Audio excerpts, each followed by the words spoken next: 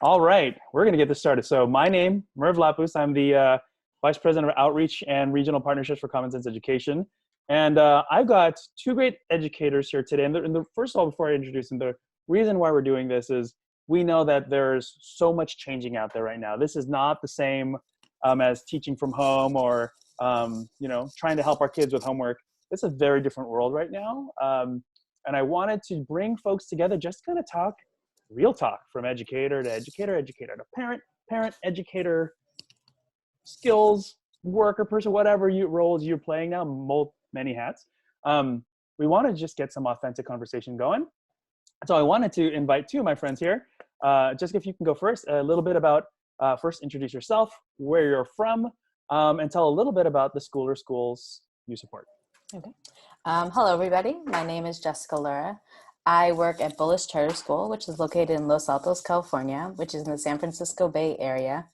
We are a K-8 school, mostly K-5 and then some middle school. And we just have over 1,000 students. In terms of our school demographics and stuff, we're pretty consistent with the rest of the Bay Area. Some high-tech people, some normal workers, kind of something in between. So in terms of technology and such that we were previously using, our middle school is one-to-one, but using iPads. And our K-5 uses technology, but they don't necessarily bring it home, and it's not one-to-one. And so you work at Bullis Charter School, but you live in? Oh, but I live in Maryland. So I am actually a remote worker. So some of this is actually fairly normal for me, to be Zooming in with colleagues and chatting with them from afar. But so I am the director of learning there, but remotely. All right. And Joe, please introduce yourself. Hi, my name is Joe Viatle. I am what is my title? That's a great question. Always changing? Yeah, right. I'm a middle school social studies teacher. I also teach a technology elective. I'm an ad hoc digital learning specialist. We don't have specific positions in the district that I work in, but I do a lot of, I don't want to say freelance, but I do, I'm a certified Google trainer. I'm a former Apple learning specialist. We have over 14,000 students in my district. We're the 6th largest district in the state of New Jersey. Wow. Of all different socioeconomic backgrounds. We have an 8th grade that is iPad one-to-one. Our high schools are one-to-one with Chromebooks, and basically all of our other grades, most of our buildings, I would say 90% are one-to-one with carts of Chromebooks. They do not take them home. Okay. My specific role is I do training for teachers to get them past the level 1 and level 2 exams, as well as train the trainer for Google trainers, professional development for teachers, running our summer tech, or helping to plan, not running our summer tech academy. That's pretty much my role. And are you okay with sharing what district? Oh, sorry. I'm in the Woodbridge Township School District. I got family in Woodbridge, dude. You do? I do. Every time I visit my family, they are in Woodbridge. I can't tell you the name or the place. I just know it's Woodbridge, and I show up, and I know how to get there when I'm driving, but I don't know anything else about it. Yes, you probably pass Jose Tejas with the big sign, and then you know. Totally. Yeah, there you go. My man. See, he knows. Big sign that says eat. You can't miss it. Can't miss it. Awesome. Well, so you both are used to using technology, and in many cases training and supporting technology for your educators. How much are your actual educators that you've supported? How much have they been using technology for instruction, I would say, on a normal day? And what has changed now? And how is that reaction? I'll just jump in. I don't know. Yeah, jump in. So I think it really depends on the teacher. Our middle school teachers, 6, 7, and 8, use technology. I feel like on probably every single class period they teach. Our students, and at least 5th grade and above, are regularly using Google Classroom, or have been regularly using Google Classroom previous to this. And so there's a lot of, I feel like those teachers are used to kind of having that setup. Where they are pushing assignments out, and students are either doing it as homework or starting some in-class work, but that communication has already been set up. K-5, teachers use technology maybe every day. I think it really depends on the teacher and what the kids are doing. Communication, I feel like, has not been pushed out via technology for K4, probably K3. And that's been the biggest change, I think, for us.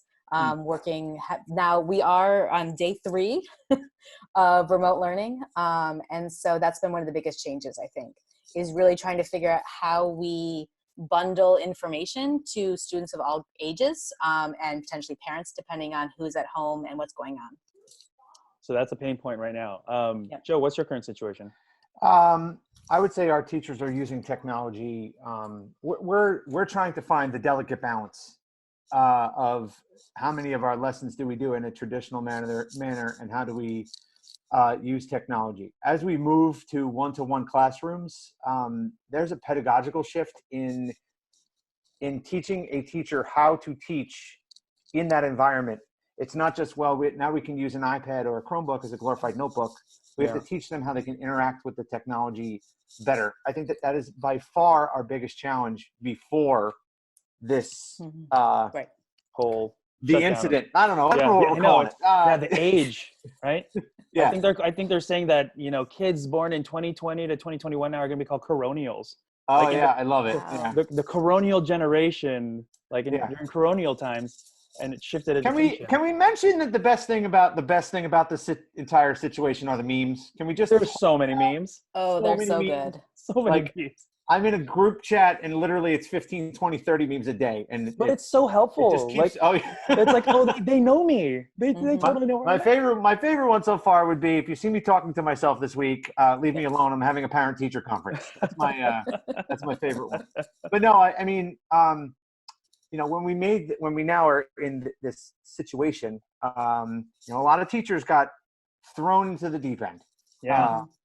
And it's how are we going to support them moving forward? Mm-hmm. So I think that's our biggest pain point right now as a district, especially one being as large as we are. So yeah. So I know we're just kind of we're 3 days in for you. So Joe, how many days in for you are you guys now? We are in, this is day 4. So we closed in New Jersey as of Monday.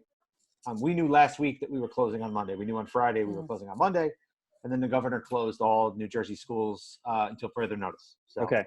So still relatively new and trying to figure things out. What would you say is the first thing you guys are trying to figure out, or that you figured out and that you can just share with anyone that watches this?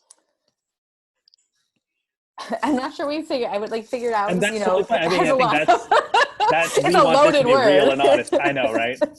I think that we came up with a schedule of what it might look like, and just decided to jump in. And I think that, and we were very clear, this is version 1. This is what we're trying for these first couple of days. We checked in with all the teachers today and tomorrow. We're going to check in, and we're sending a parent survey home to sort of get a gauge of are we doing too much? Are we doing too little? What are your students missing? What do you need? What do the kids need? So that we didn't feel stymied, but that also we were trying to be really responsive. So you essentially created kind of a schedule that you think might be helpful, and now you're just going to test it and get feedback from the parents. Yeah, it's sort of we're this is what it's going to look like in K-5. We're going to have these classes. We have both, so kindergarten through 5th grade, they all have 2 synchronous check-ins in the morning and at the end of the day, actually. And so we're we're going to see what that works. Who knows what that might look for kindergarten? Is that going to be good? Is it going to be bad? Yeah. And we just sort of, every day we've learned a little bit more. And so it was sort of reiterating, this is, we're going for it. This is the version 1. It's, we're all doing the best we can. Every day you're going to get better at it. If there's any version of version 1 that you'd be okay with sharing, I would love to link to it in the video, just so you can say, here's version 1. And this means we learn from this. We see what works. I think it was really not interesting. Everyone likes it. Yeah. I mean, it's because Joe brought up memes. Someone, there've been these great ones, here's what instruction at home could look like. It's all color coded. It's pretty. Right. And then someone said, here's what real learning looks like. They scribbled it out. It's I just want my kids to be safe, fed. Right. And that's refuses to get out of bathtub. I like that one. That was a good one on that one. How about you, Joe? What would you say is something you're working on?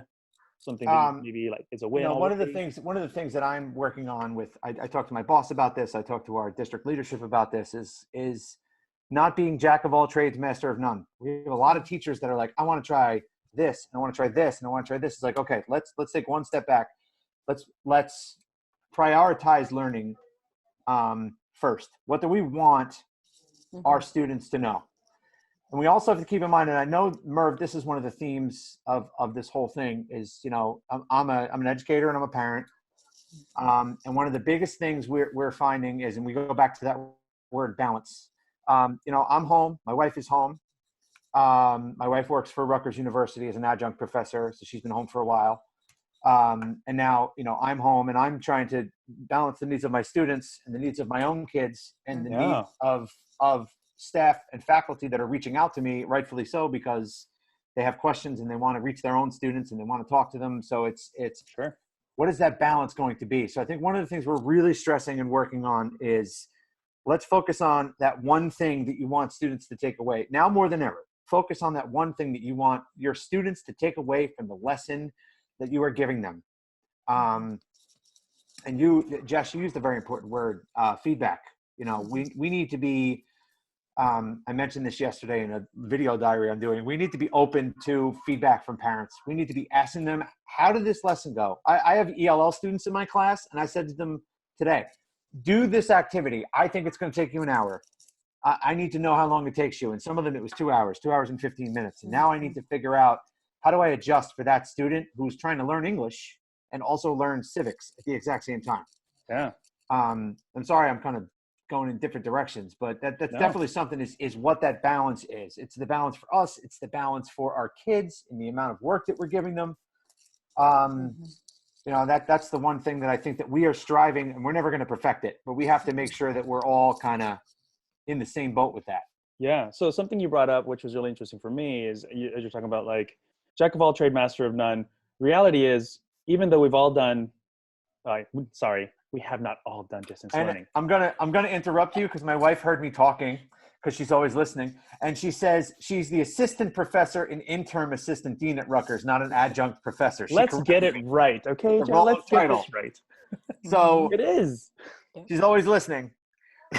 My cousins graduated from Rutgers, so I've got a Rutgers sweater. I will represent for Rutgers.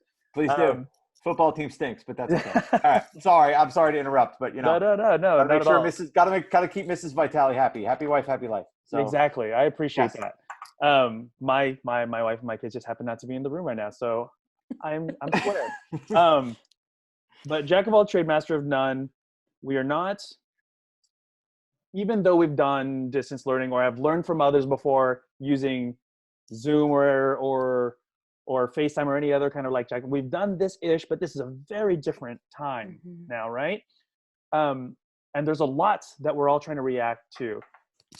If you were to choose one thing you would hope to get right in the next week or two, what would that thing be that you want to try and get right in the next week or two for your kids or the teachers that are supporting the kids that you support? Gut reaction. I feel like I'm harping a lot on communication, but I feel like a lot of our teachers are being sort of overwhelmed because we're now can't, walk next door and knock on someone's door and say, hey, what are you doing with this lesson? And so like trying to come up with systems of like, how do we work smarter so that together when we're not physically in the same space. And so we really have been spending a lot of time on like, are we using email well? Should we be using a different tool other than email? How are we sharing those memes? How are we sharing our successes? And so we're really trying to figure out, so it's sort of communication, but also built into that is how do we make sure we maintain a school culture? Yeah, sharing best practices in a way that don't get interrupted, because you can't just be like, yo, look what I found today. This is super helpful. Right. But we really want people to be sharing all that, right? And so, or like today was, Spirit Wear Day, and they were all the kids and some of the teachers were in, sports gear. And like, where do you share that? Because you don't see each other. Yeah. And so I think that's a really, like, it seems not as important maybe as talking about learning, but like keeping teachers, keeping their spirits up, keeping our community going, right? Like that, because I think it's gonna be very easy, as Joe kind of mentioned, to kind of get overwhelmed and feel like you're like in this place and you're like, what am I gonna do? I have all these responsibilities. I don't know what to do. And so we're really working on like, how do we support each other? And that's communication, and that's building a space of of belonging that's online now and not in person. Yeah. Yeah, we're doing our district is putting together some calls next week for teachers. We're doing K-2, 3 to 5, 6 to 8 in high school. We're doing our tentative plan is 2 o'clock and a 7 o'clock call to give teachers an opportunity to do either call depending on what works in their schedule. And we want to talk about what does the workflow look like. We want to talk about what are some pain points and some things that you need additional help with. Mm-hmm. And how are you dealing with self-care? Mm-hmm. It's not about professional development. And from there, we're going to tailor some PD, and we need to like check in with one another. Mm-hmm. I'm really looking forward to those next week because I think our district's been very proactive with how we're handling this situation. But those conversations are important to have. One of our teachers, Tara Del Gandio on Facebook in our area, created a remote distance learning Facebook group, like in a matter of days. It's 3,500 teachers. Wow. And it's, meme sharing, and it's, and it's what are your best lessons? It's phys ed teachers saying like, look, I don't want to give them reading. What else can I do? Like virtual tours of stadiums and, different stuff like that. Yeah, so sure. we're that sense of community, like all bets are off at this point. We got to all like take our best practices and share it from now to the top of the mountain to make sure everybody, is keeping some sanity through all this. Yeah. So Joe, would you say that effective like communication and sharing best practices, like that's what you guys really want to get down? Yeah, 100%. And that's already happening in smaller pockets. Yeah, but how do you bring in the whole, because you work with a large district with many different educators across K. Like I'm sharing, like one of my coworkers made a YouTube video which walked her parents through how to use Google Classroom. And I was like, that's great. I'm just going to steal it and send it to all my parents and say, look, this was made by another educator. I know her. She's great. This will help you navigate through Google Classroom. I watched, literally 30 seconds of her video. I was like, yep, this will be good. And I just threw it out there because, we need to share those resources as much as possible and open up our classrooms, open up our professional development, open up our YouTube channels. Yeah. Share all that stuff with parents and other educators, not just in our own hometowns, but as far as we can reach. Yeah. All right. So conscious of time. So I have two more questions that I want to kind of engage with you guys in. So the one question, first question for me is, if you were to sum up your current feeling right now as an educator in this space, knowing the different role and the different work that you do, how would you sum up your feelings in one word?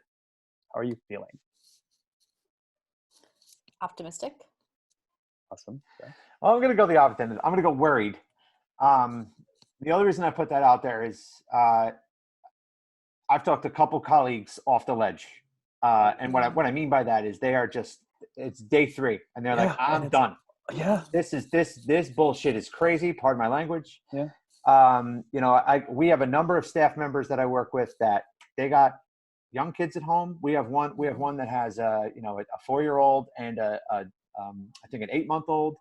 Her husband is a police officer. She's a single parent right now.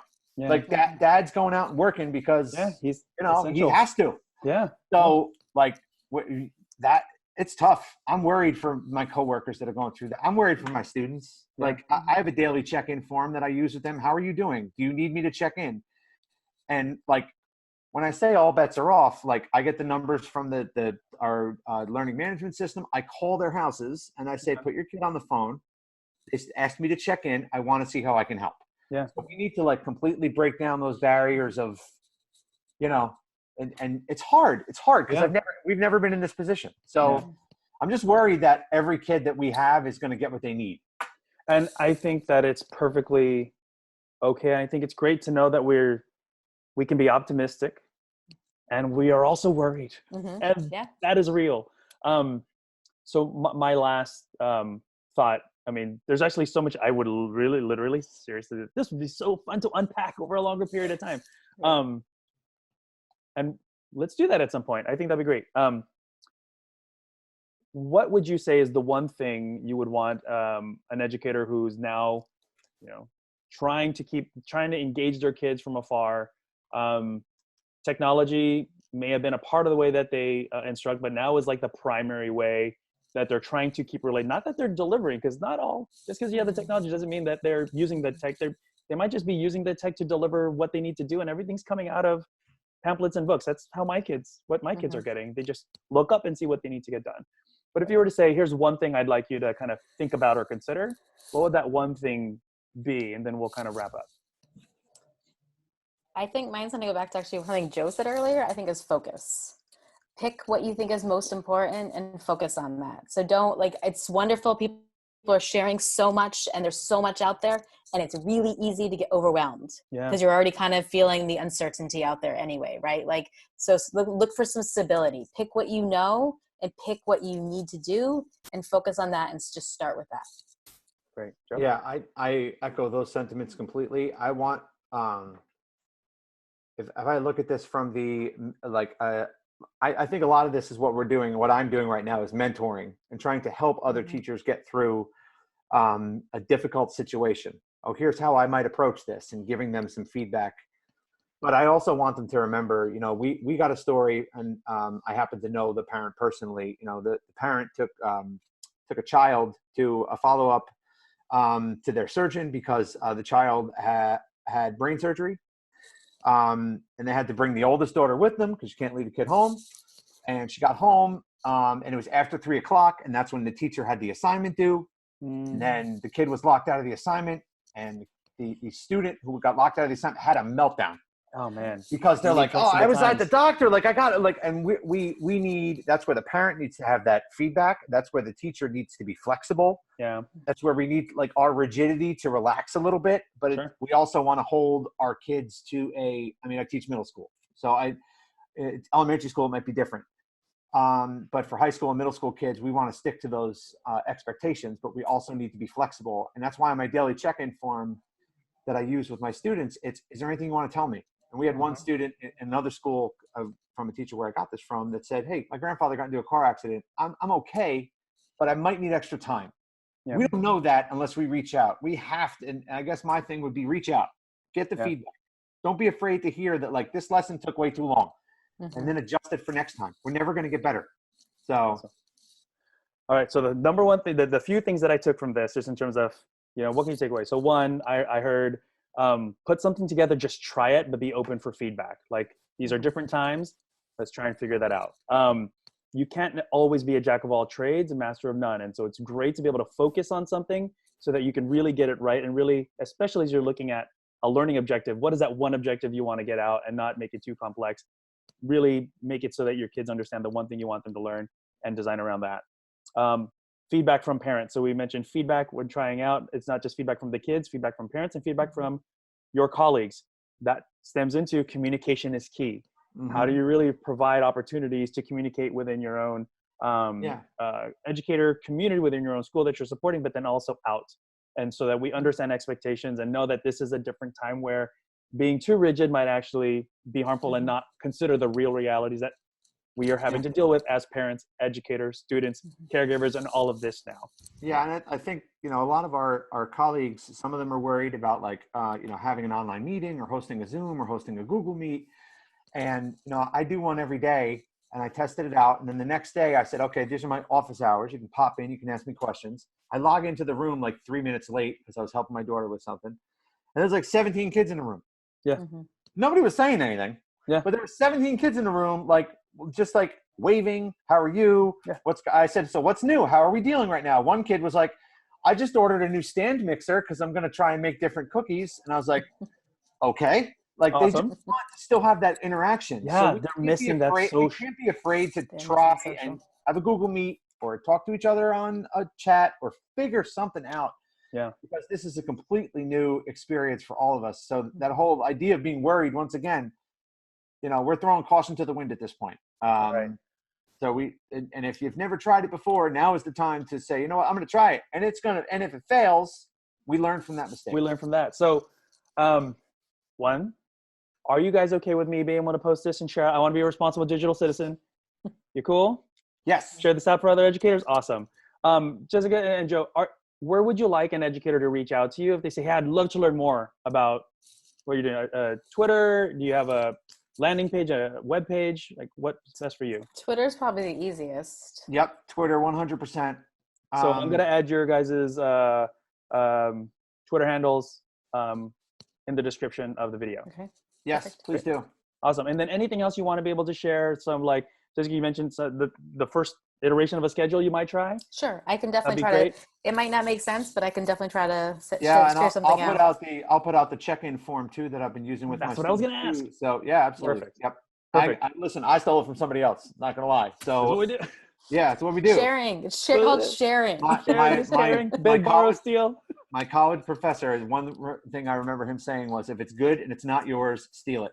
Joseph Ellis, the college in New Jersey. I will never forget him saying that to me. And I've done that my whole career. But I would be responsible by the beg, borrow, steal, and attribute. Always provide attribution. Yes, copyright. Awesome. Thank you so what I much, guys. So thank you so much for your time. We'll see how this goes. And you know what? Maybe we have you right. Come on back. But thank you again for sharing your insight and your time. This is really weird, crazy, but interesting times. And so we do best when we can do it together. Thank you again. Perfect. Excellent. Thanks, Merve. All right. Take care. Thanks. Signing off.